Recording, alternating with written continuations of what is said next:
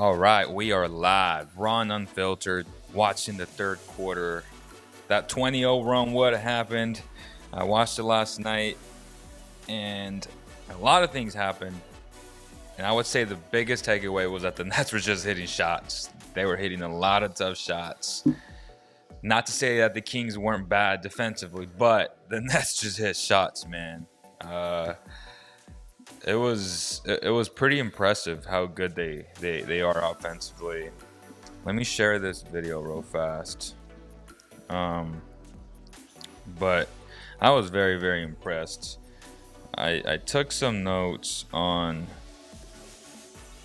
how many times Buddy got attacked, how many times Bagley got attacked, right? How Whiteside was ball watching, how even Harrison Barnes got beat in the fast break. So it's frustrating for sure, man.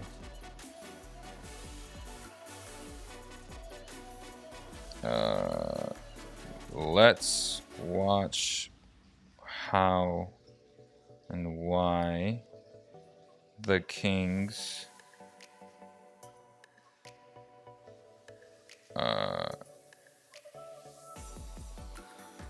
gave up a 20-0 run last night. Join me. Breaking it down and down.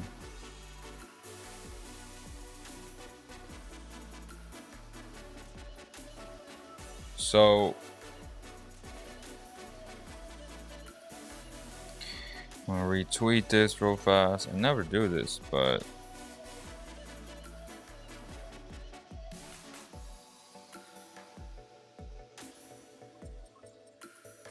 all right.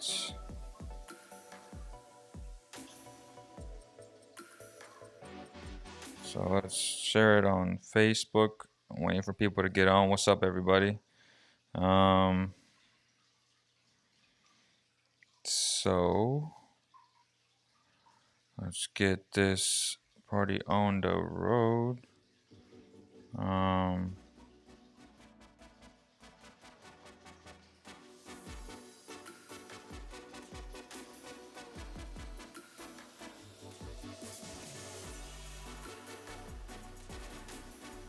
That 20-0 run.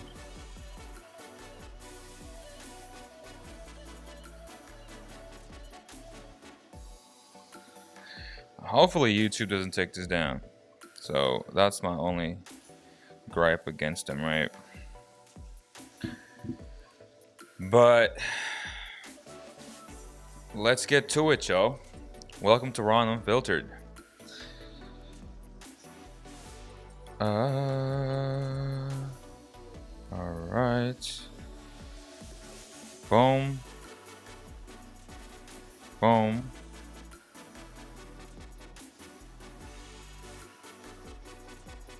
And this is the website, right? So let's go. Hopefully YouTube doesn't read this, but I have a feeling, bad turnover. I have a bad feeling that they're gonna want to take this down, but hey, let's find out, right? Let's find out. Why not?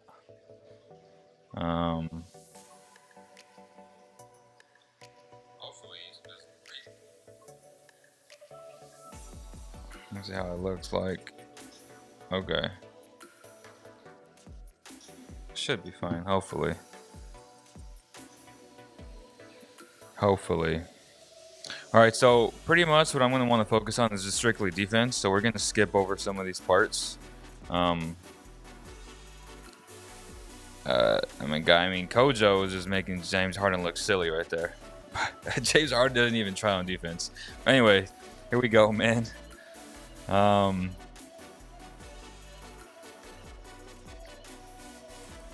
Okay, so I like that in this particular possession, Fox didn't go under that screen. Like he fought over, he didn't even really fight, but he just went over the screen, which is what you're supposed to do. And you'll see when they go under the screen, which is pretty frustrating. And I can only imagine how the coaches feel. But they switched there. Did they? Let me see. Yeah. Good communication so far, right? But right there, like, you got to fight over that screen, bro. And you just got to set the tone, right, as the best player on this team. And this isn't me complaining about. This is just certain little things I'm going to point out that I would have liked to see. And that was one of them. But nice job by Harrison Barnes to switch to allow Fox to recover on that. But just from a physicality standpoint, like, you want to set that tone early and make them feel you. Like, that was good defense, right? By Fox. That was not a foul. But let's skip this. All right, here we go. Is that Brown pushing it? The Nets like to be spread out. Obviously, we got a lot of good scores on this team. And right away, you know, I don't understand why Bagley is on Harden, but when you look at the very beginning of this play, locate Marvin Bagley, right? And it's weird. Like, Fox, for whatever reason, picked up Brown. So then this puts Bagley in a tough situation. Again, these are just bad mistakes, bad communication mistakes from the Kings from the very get-go. So Buddy picks up ball, and you got a mismatch already, right? Bagley against Harden. And even though they didn't score, that was a great shot. Like, that was a quality shot, right? Just, you can't allow that to happen. Like, you don't want that mismatch. Here we go again. See, right here. The shot was shot by Harrison Barnes, right? He barely misses it. And this is just unacceptable defense. For him to just allow the guy that just guarded him to blow by him, and great heads up play by James Harden to find them in stride. I mean, that's not acceptable. That's just not, right? And I can only imagine how the coaching staff feels watching that. But all right, let's go to the next possession.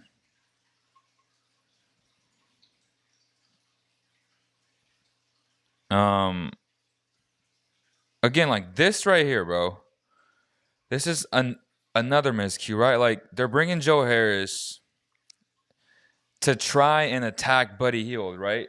That's the game plan of a lot of teams. You put Buddy Hield, right, in the pick and roll to try and switch, and you do it with Marvin Bagley as well a lot. And you'll start to notice those things because they're just attacking you. And you got to fight over this, bro. Like, you just have to fight over it. I'm sorry. Like, if the game plan was to go under that, I'd be disappointed. But I highly doubt that the game plan was to go under. Highly doubt that.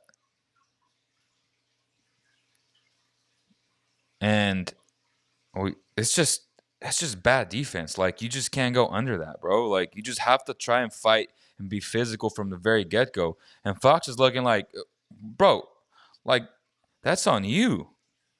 And when he watches this, right, when the coaches point this out, he'll admit to it. I mean, he's a great player. That's what great players do. They hold themselves accountable. But that was unacceptable. But then that was a foul. They didn't call it. I love the fact that he was like, all right, well, I messed up on defense. Let me attack him. And now they're in the fast break again.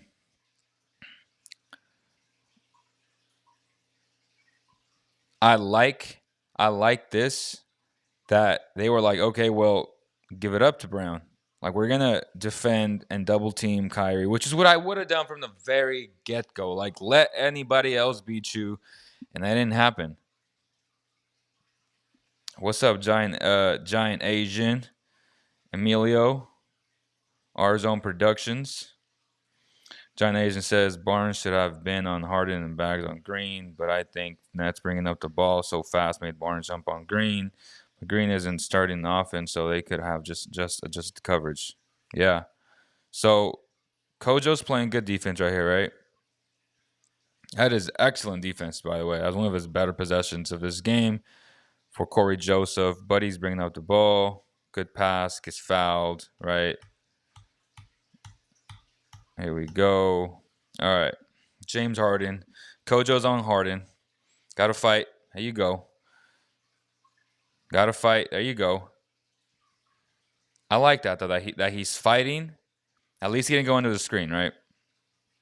Now, Bagley got to be better. Bagley has to take a better angle. Obviously, he's going to come with experience, and he's already not a good defender. But, he does a good job of actually making Harden not go to the basket to typically draw a foul. And he pushed him out, which, again, is good stuff from Bagley. But this is exactly what Harden wants. Like, he was like, okay, well, he surveyed the entire floor. He didn't find nothing. He still has Bagley on him. And now it's like, okay, barbecue chicken alert, right? And he got the shot he wanted. And that's the result. And on the other end, good recognition. It's a mismatch. Bagley gives him a nice one. I love that move, man. But within the flow of the offense, nothing was forced. It was fast. It was simple. And he rose up. He can't block a shot. And that was good recognition by Bagley and Buddy. So finally, Fox goes over the screen and he gets called for a foul, which was ridiculous. But I like the fact that he went over the screen on that one.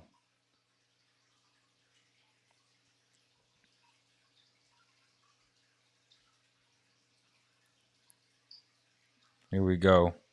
The reason why I'm showing it like this is because if I do full screen, I feel like YouTube's going to copyright it right now and just shut the whole stream down. But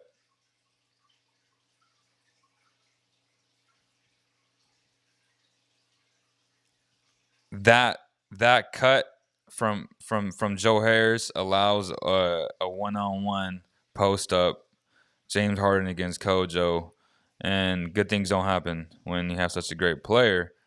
But for whatever reason, Harden didn't force it, which he typically does, especially in Houston. It's good defense. That was one of the better possessions for the Kings defensively before things started unraveling at the 7:18 mark. So we're at the 7:53 mark. Okay, Buddy's in his bag.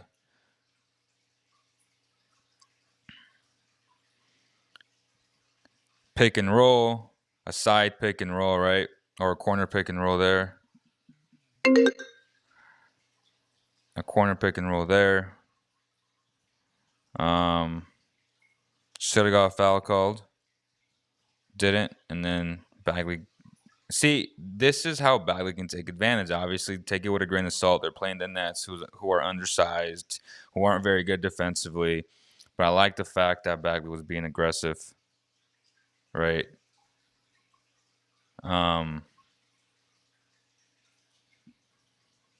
can go full screen, but I'm just afraid that YouTube's going to shut this down because their algorithms are super smart.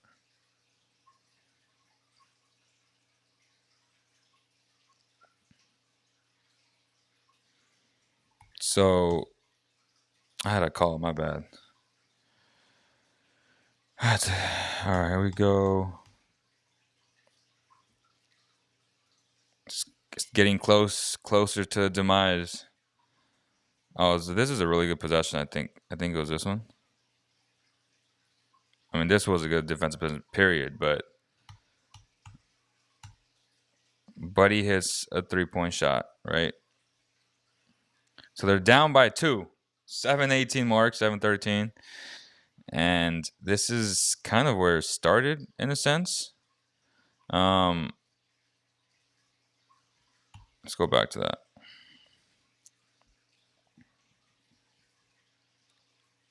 So De'Aaron is playing. He's finally playing physical defense against Kyrie, trying to make his presence felt. Um, Good screen, right? But it gives him enough time to recover. HB does a great job there, so he's back. See, this is what I want to see more consistently, and we haven't seen it the past 3 games, right? 4 games, 3 games, because they were good against the Sixers. They just lost to a better team. But this physicality, it needs to start from the very get go, though. You can't wait until the third quarter at the 7 minute mark. This is just good defense. Great defense. Like, really good defense, my God. Best defensive possession of the game. And then Buddy turns it over. And from this point on, after the dunk, everything went haystacks. Like, it was bad, bro. It's just great defense.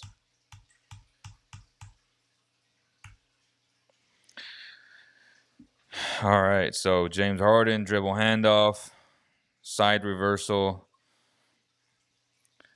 go screen here. A nice back cut to probably create space for another dribble handoff. I mean, there's a lot of movement going on, lots of good stuff from Steve Nash's offense, who has a lot of help from Mike D'Antoni. And this is probably the best play of the game. Like, if this doesn't get you excited as a basketball fan, to see everything happened on the strong side, right? But there was movement. It was just good movement, bro. I mean, just watch this, right?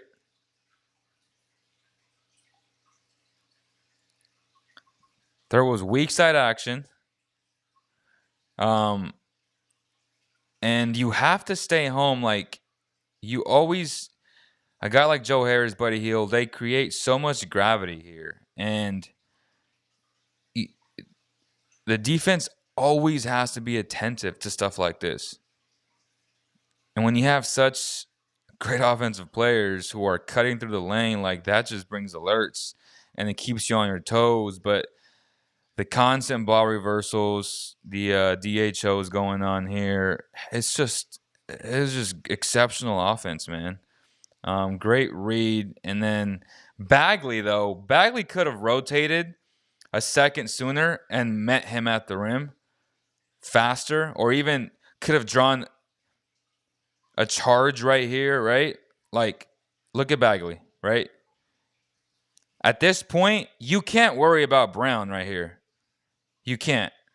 Like, you have to take away something, and I rather this guy beat me than this guy. And he beat you. Like, Bagley should have been here by now already. He should have been here by now. Like, he should have read this a lot better, and he didn't.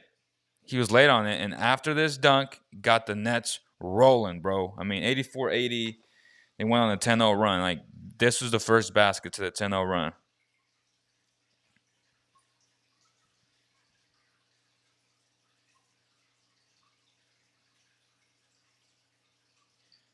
I mean, that's just great offense, bro. Great way to draw a foul there by HB. I mean, that was just nasty. That is just nasty. Here we go. Son Whiteside. Turnover. I think I had 4 or 5 turnovers in the third, which all, I believe, led to buckets. Points off turnovers. I mean, look at this reversal, man. Like, look at Whiteside, though. What what are you doing, bro? Like,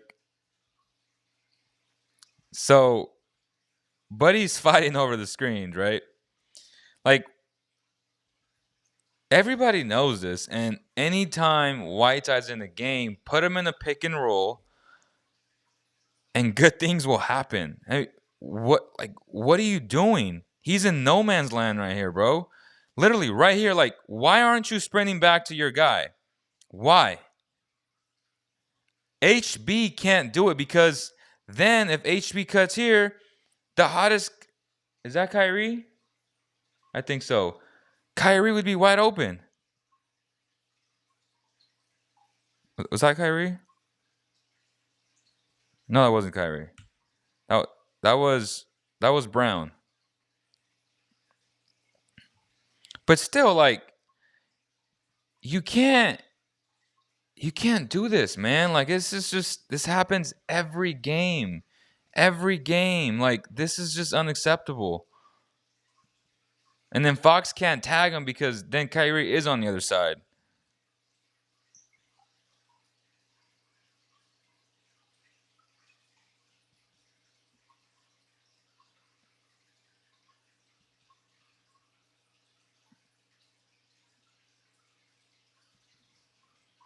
Right?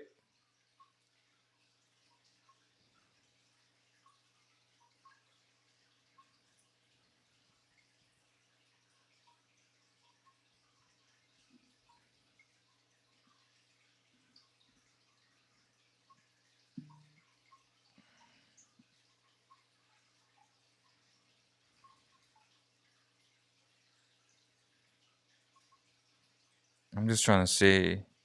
Go full screen. I'm just scared, bro. Like if I go full screen, like YouTube's gonna bring this down.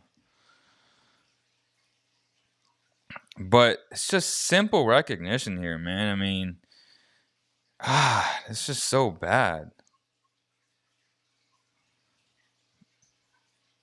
Whiteside looks like he's going to fall down every time he's running up the floor. He's so heavy footed. Um, here we go. So 1-on-1 again. The Nets are just salivating over these matchups. Bagley, Buddy, Whiteside. You're just like, oh, and this is a tough shot, but great offense. So like, look at Brown. This is just a great side action flare out screen, right? My God, I mean that's just a tough shot, but great play design, great execution by the Nets. That was just nice to see, man. 9-0 run or 89-90. So this is like 7-0 run still. But what are the Kings doing? Like, I mean, that's not a bad shot, but and then in transition, James Harden smells it, right? He smells this heavy-footed man right here. And now everybody's discombobulated to some extent, right?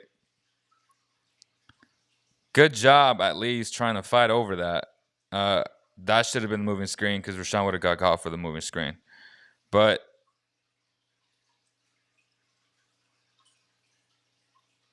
see, this is a play that really frustrated me because they played good defense. The Kings recovered well, and then DJ throws a haymaker of a back tip, and this is just unfortunate, right? That led like this hot potato play led to a wide open three. You really can't do nothing about this. Like you really can't. You're down 12 at this point. You were just down 2, 10-0 run. This is how fast things turn in the NBA though. Like it's not I'm not making excuses, but this is just super unfortunate. And as you guys saw, the Nets are making tough shots. Like they're just a great offensive team. Period. It had more to do with them than anything, honestly. It did.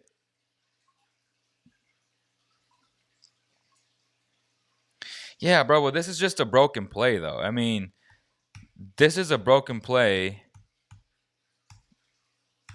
but this is the thing. Out of a ATO, this can't happen. Like you're down 12 and you turn the ball over, miscommunication between Fox and Kojo again. Like this can't keep on happening, bro. And these are the critical moments, the critical minutes that Kojo plays that he shouldn't be playing. And then he puts up garbage time stats just like Whiteside did. And all you see is like, oh, well, they had a good game. Like, no. This is where you gotta have good games. Like, in these critical moments. And this is just great action, bro. I mean, great screen by Harris, right? Gets Harden going downhill. This is just great offense. You can't not do much better than this. Whiteside, for the first time, actually played this well in drop coverage because he knew that if he steps up a little bit, and it's an easy lob threat for DJ, but he played it fine. He did. There was enough help by HB, and then you got Kojo on his back tail right here. That's just a tough shot that he made. Like, the Nets at this point make a bunch of tough shots, bro.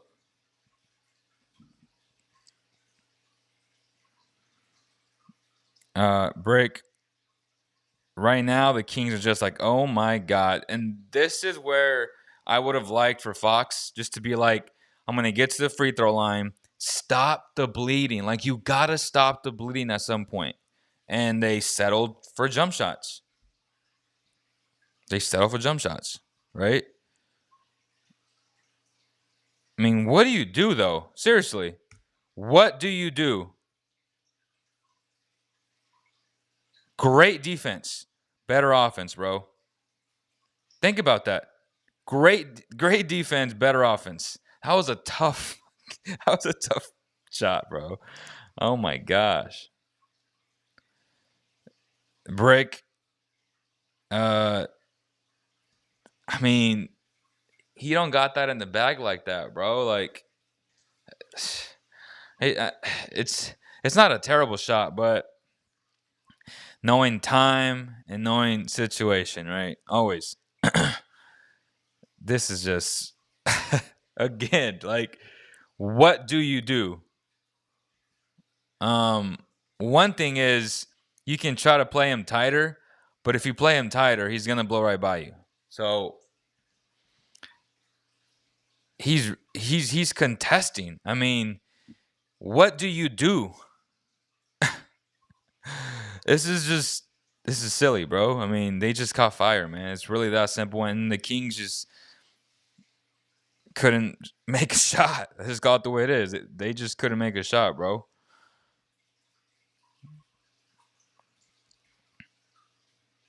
Like, why on earth? And this is coaching too, though. Why is Kojo dribbling out the clock? Why?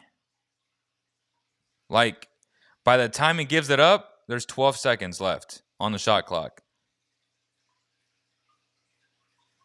And by the time Fox gets it again, there's 8 seconds left. There's no sense of urgency. You're down by 19.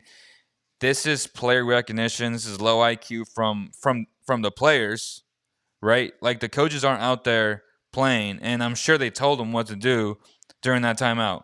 This is just bad recognition from the players, and hopefully they can learn from this. Like, what the Now you don't decide to shoot that shot, Whiteside. When it was much closer, it could have been a much better shot, and you kick it out to Corey Joseph. Turnover. Bad recognition. From the very jump, though, Corey started the damn play, and he ended the play with the turnover. You can't make this up. Actually, you can, because we've seen this 1,000 times. This is just ridiculous, man. Like, I'm tired of watching the same thing.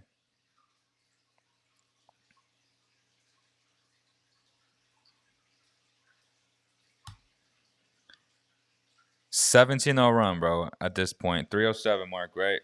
At the 249 mark, they're about to score 3 right here. So, okay, so this play, yeah, like, this is on the Kings, I believe. This is a 3-point shot. Let me see. Oh, my God. Well, this isn't the one where, like, Luke went stupid. Like, Luke was so pissed. He was throwing his paper, and he was just infuriated. But, hey, so who's on him? That's Glenn. Okay. That's Glenn. Lukaiki sets the screen for him, right? There is communication here between Jeffries and Glenn, and so there's a switch. This guy is moving. Like honestly, if you want me to nitpick, he's moving, but they not calling that. Uh, and this is just again like, what do you do here? It's 1-on-1 against a good defender in Jeffries, and you know that if you play him too tight, he's gonna get a foul called. Man, it's just. And I figured this would actually happen, right? Watching it live. But I didn't want to jump the gun and jump to conclusions. But the Nets were just better offensively. It had to do more with the Nets making tough shots than anything, man. But that doesn't justify the Kings not scoring themselves though, because they stopped scoring. They stopped scoring because they just got low IQ, bro. I mean, let's just call it the way it is. Like this is just bad recognition from a team that's not young, but just inexperienced. That was the best offensive set I've seen in the past 5 minutes. Like they went 5 minutes straight without scoring, right? So here we go. Nice screen here. It's not like Kyrie cares though, because Kyrie wants him to dribble out the shot clock. But see, didn't waste any time. Ball reversal, DHO. Now you got Ty going downhill, which is what you want. And James Harden just kind of stunts because he's lazy and he's flat-footed. And Taquan got to hit the shot, period. But this is good offense. He gets it back. Good job by Glenn. And this is the first shot. That's the first one, bro. First shot like in 5 minutes that they scored. It went like 5 straight minutes without scoring. They were 5 of 16 at this point.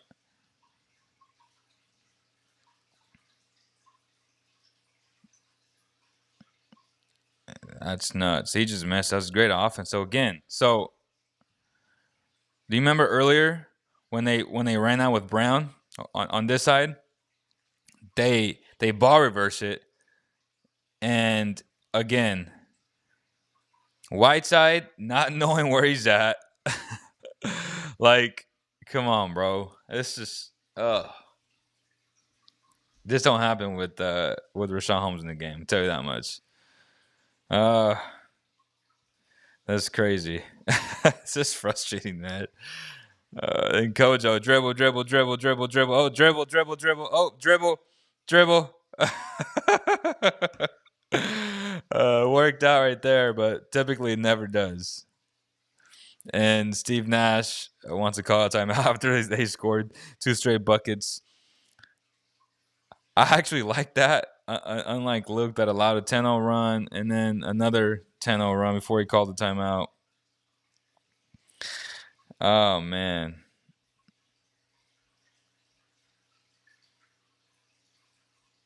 What are people saying to me? Kyrie's second best point guard ever behind Curry when it comes to talent. Bro, I was yelling at the TV. If the Kings play like if there's only 3 minutes left in the game and all time would be undefeated. I just hate how other teams get away with moving screens all the damn time. Disgusting. I agree, bro. I feel like teams playing the Kings is like pickup game to them. Monty staying on the sidelines will be active this trade deadline. See what I mean? Either Kyrie or Harden are in the game no matter what. If Fox is out, then Barnes and Buddy or Halliburton should be in the game. Yeah, and it doesn't justify not being able to come back in the fourth. The Nets are not good defensive team. Facts, bro. I mean, not lying about that, right? And this upcoming play right here, right? It's just the one that Luke lost his mind.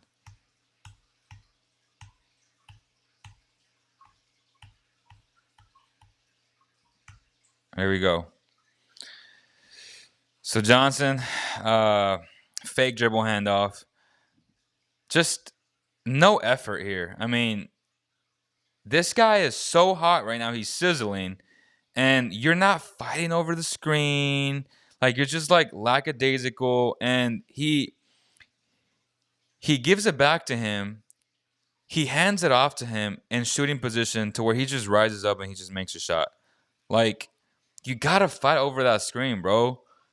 And this is where Luke just loses his mind. He's like, we just talked about this. We literally just talked about it. And this is where I'm like, hey, I feel for Luke because I guarantee you they didn't tell these guys to not fight over that screen. Like, I guarantee you they didn't say, don't be physical. Like, oh, yeah, go out there and be soft. Like, that was soft. That was on Halliburton, too. That was on both guys, man. I mean, they just got to do it better. They just got to know time and situation, man. And this is just bad. And it ends in a little bit. Like, and that's really all you got to watch, man. But it was crazy. Like 718 mark, 82-80, 437 mark, 92,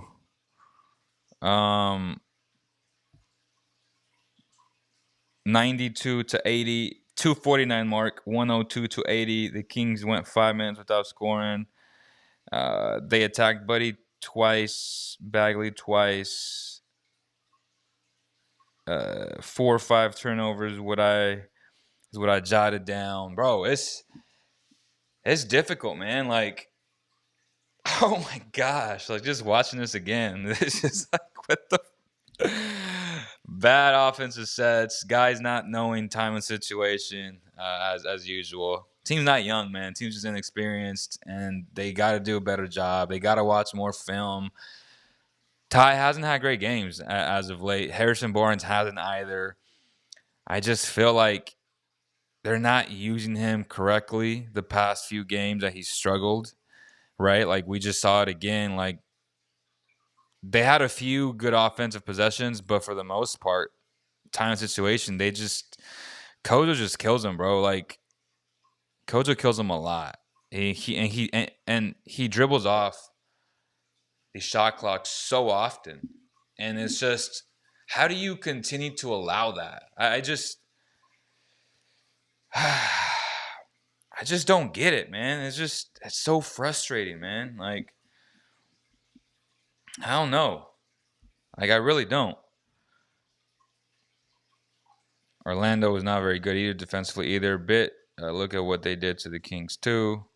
And doesn't justify Buddy's defense is soft. He just let them drive into the paint. He has no contact on his defense. Bro, tell me why during timeout Luke and the staff stand midcourt during 80% of the timeout while opposing coaches are coaching their teams in the whole timeout.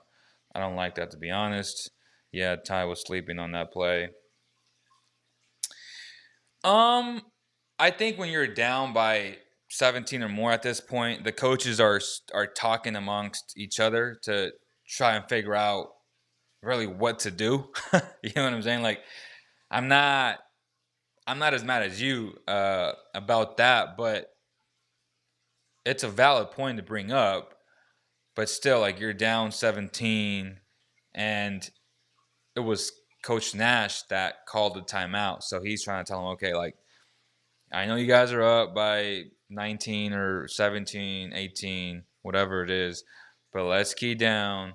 Let's continue to do what we were doing just as a reminder. And then these guys over here are like, man, we got to do something about this. We got a whole quarter ahead of us. What are we going to do? So I'm not really nitpicking about that specifically, but obviously it's a fair observation. Kojo plays like a coach's son. I don't know, bro. I mean, when I think of Coach's sons, I think of Ray McCollum and what he did at Detroit when he played for his dad at the University of Detroit, I think, or it's like a smaller college. But he could have gone to Duke. Like, Ray was a beast. And Ray was really good. So, by Coach's son, maybe you've had different experiences. But for the most part, Coach's sons are coached the hardest because they are the coach's son. And like, if I was coaching my son, I'd be more difficult on him than anybody else. But that's just me, though. So I can't speak on your experiences, but definitely Koji can't be playing that much. And for my guy Mark Jones to even Doug too, like both of them, just having a casual conversation towards the end of the game when he's hitting irrelevant shots, right?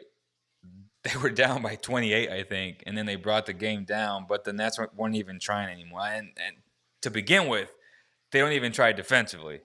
So when they're up by 28 points, like, and he's hitting all these shots, context matters, right? And then he's talking about, oh, he deserves a bigger role. Like, no, no, no. We got to minimize his role so we won't see this and we won't get into a 28-point hole again or a 17 to 22-point hole again. And then towards the end of the game, right, when they made this fake run, because I call these fake runs in garbage time, they started double teaming, taking the ball out of Kyrie's and James's hands. Like, yeah, you should have done that from the start. And as my boy last night who called in, Nick Nurse throws a bunch of different looks at you during the game. And, talking about Coach Rex, the defensive coordinator of this team, he's, to me, I think he's a good coach, but he's so indecisive on what to do. Like, this team doesn't have an identity. They give up too many threes. They give up the paint way too much. You got to either do one or the other. You either got to give up a lot of threes and protect the paint, or give up the paint and protect the threes. So I'd rather give up the threes than and protect the paint, because that's what I've seen that really works for really good teams like the Bucks, like the Lakers, like the Sixers. But you can't half-ass both things, man. And that's what the Kings do. They half-ass both things. And their game plan just changes from game to game. Again, they don't have an identity, man. And that just bugs me.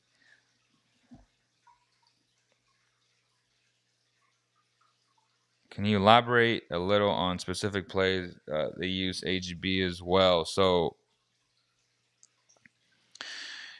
they like to use HB and dribble handoffs. He sometimes sets some ghost screens, which gets him going downhill sometimes. Lots of lots of staggered DHOs. It'd be their offense is always good in the first quarter, bro. Like, their play design is really solid in the first quarter. But as a game progresses, man, and coaches make their adjustments, I don't see the counter adjustment from Luke. And that's where he hasn't really learned from yet. And I don't know if he ever will, or how long that usually takes to really grasp what's going on during a live game. And there's a lot of things going on during a live game. Like, even all this, like, every time you watch the film, like, you recognize something new, right? And it's just part of the game of basketball. Like, there's so much stuff going on during a game, offensively and defensively, that it's impossible to really take note of every single thing, even with all those coaches on the staff. Bucks, Sixers, and Lakers give up a lot of threes and contain and funnel the middle, especially the sideline threes. Keep the 4 and 5 in the middle without switching like the Bucks. Hey, can't say it any better from Giant Asian, bro. I mean, that's what I've been saying. Like, you just gotta protect the paint, like, protect the middle and contest. Obviously, like, you're purposely, strategically giving up the threes, right? But they're also being contested to some extent. Like, just watch a Bucks game, and they're great at it. Their problem in the playoffs is just Giannis, when they don't really know how to adjust offensively, right? Like, their defense is going to keep them in the games. But here's another team, the Heat, who have the best zone in the NBA, or had, because it's tough to say, because they've been banged up all year with COVID and with injuries, and they're finally starting to get their stuff together, right? They were on the 4-1, and 4 wins, 1 loss in 5 games, and they came west, I think, and they lost a few. But it takes time, and they should have beaten the Clippers, but they didn't without Kawhi, I think PG as well. But that's a good team to watch last year during the bubble, where they had exceptional 2-3 zone, but their 2-3 was real nice with Jay Crowder and Jimmy Butler on top. 2 forwards, but 2 versatile forwards, and that's how I think the Kings can give teams different looks with De'Aaron Fox and Tyrese on top, because they're both very versatile. They're fast. Their anticipatory skills are good, and having like a Daquan, and then hiding Buddy right on the opposite end, and then having Rashawn in the middle, right, or having HB out there as well. uh, in place of Buddy. So that lineup right there, Daquan, HB, Holmes, Tyrese, and Fox could be real nice defensively. Like, real nice. You can run a good zone and just protect the middle, bro. And just give up those side threes. Just cover your zone, right? The two forwards on the sides playing 2-3, they have to understand how to cover that middle part of that 3-point line, right? Where you got to go back and forth.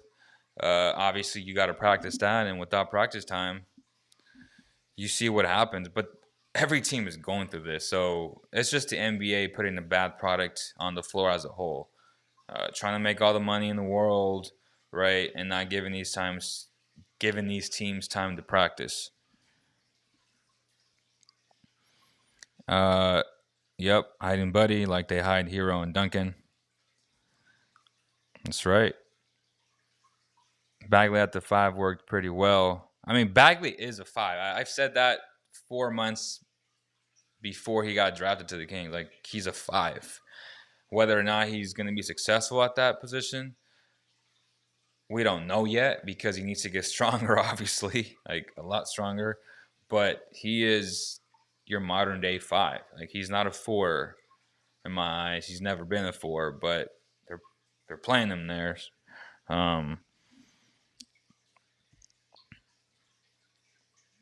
Maybe the Kings should look at the top 5 players in China. Maybe they can help. Lakers hide Kuzma, Sixers hide Curry. It's all defensive scheming, 100%, bro. But with the Sixers, though, when you got a beast like Joel Embiid just playing drop coverage, and you got the athletes like Ben Simmons, Tobias Harris, that helps. Like, that really does help. I would definitely they try and hide Seth for sure. Again, man, scheme. It's just like sticking to something. Like, they don't have an identity, and that's my biggest frustration with the team. Defensively, like offensively, they run a nice 5-out offense, and I like what they do. And the times like last night where it just went stagnant, that's normal when you give up, right? 15 straight points, like, it's gonna happen. Like, your confidence is gonna get shot. But that's where great players like Fox got to learn, just to stop the bleeding, get to the free throw line, and that's for everybody on that team. That's not just Fox, but everybody on that team. Like, you just got to know time and situation. Okay, we've given up 15 straight points. We haven't scored. I got to get to the free throw line. I got to put the pressure on the referees to call a foul. That's just how it is, bro. What do you think about what Draymond said yesterday? We'll talk about that right now. Yeah, Bagley is not the size of a 5 because he's weak, but his movements and skills are exactly like a modern 5. If he was a weak side blocker, shot blocker, it would be great. And he kind of showed signs of that in year 1, I think towards the end of the year, and maybe a little bit in year 2, the 14 games that he played early on, if I'm not mistaken. But you're right, he hasn't really shown his weak side protection as of yet this season, and he's had a lot of opportunities to do it, which is interesting. But yeah, you're right. Like, I haven't seen much of that. What do I think about Draymond? I think with Draymond had a lot of great points, obviously, and I like the fact that he said, "Well, we can't deny that James Harden melded in," which he did. And again, like, I don't like how he went about things, but his time in Houston was inevitable. It was going to come to an end. He did all he could to win a championship. He ran into a dynasty. That Rockets team it could go down as the best team to never win a championship, them and the Kings. But what he was saying is just holding the organization accountable the same way they do with players. And I'm not disagreeing with that at all. Like, he has a point. But that's something that they have to fix amongst themselves whenever that new player collective bargaining agreement comes to place again. And that's something that they got to bring up to the table. And, I see a lot of comments like on social media. I didn't see them on our platform last night when I posted that video, but I did see him on Twitter, and there's a lot of people who are like, well, you make millions, so you can't have problems. That's the thing. Like, you also don't have the right to say something like that, because just because they make millions, it doesn't mean they don't have any less problems that we do, right? Like, they're human beings just like we are. Sometimes we make the mistake of viewing these guys as superhumans, but the fact of the matter is that they're not. They're just normal human beings, just like we are. They're large normal human beings, but they're just normal guys, man. And it's unfortunate that a lot of people want to say, well, just shut up and play, or just shut up and dribble. But it's like, no, it's not. Like, they got family issues. It's the same way we do. Money can't buy happiness, man. If God's not number one in your life, it doesn't matter how much money you got. And that's just one aspect of things, right? So to say that because they make millions, they don't have problems or they can't bring up issues, to me, it's ridiculous to say something like that. And I saw a lot of that.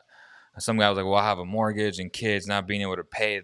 Those are real issues." And it's like, okay, I mean, that's an issue, but you can't minimize this man's issue.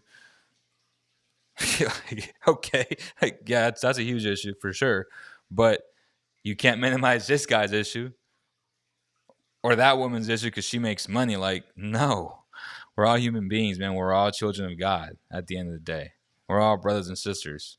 So it's weird. It's just it's hard to see that, and a lot of people feel like that though. But Dre brought up a lot of great points. You just got to hold everybody. Everybody got to be held to the same standard, man. It just can't be so biased.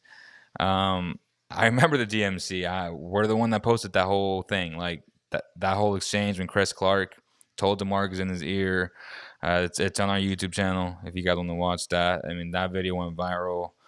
I sent Manny out there. It was to New Orleans, and he ended up staying in New Orleans. Was that unprofessional?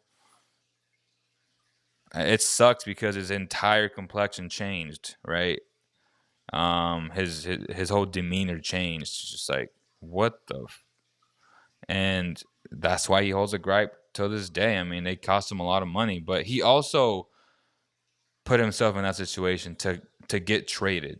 Like, the Kings wanted him to be the face, and he just continued to just be silly about a lot of things, lack of leadership, just doing dumb things off the court, technical fouls. So, like, I get it, man, and I I understand what Draymond is saying for sure, but it's such a complex discussion that it's not black and white. There's just so much gray in there, right? Um, Giant Agent says he's quick hood, should make him a great shot blocker like Nerlens Noel. Will the Rockets retire James Harden jersey in the future? They better. I mean, if you don't, come on, bro. That's petty. It would be great if he became a good weak side blocker, but his reads are bad. Yeah, as we saw, like his rotations are bad. It's just his feel on defense is bad. It needs to improve. He needs to watch film, man. He just needs to watch film and just understand guys' tendencies to try to get to the spot and beat them. I mean, just look at guys like Kyle Lowry, who just takes an abundance of charges, right? There's a lot of good players that know how to do that because they watch film a lot. You just got to be a student of the game, man, and just try to watch as much film as you can. You have all the resources in the world. So it's difficult, man. But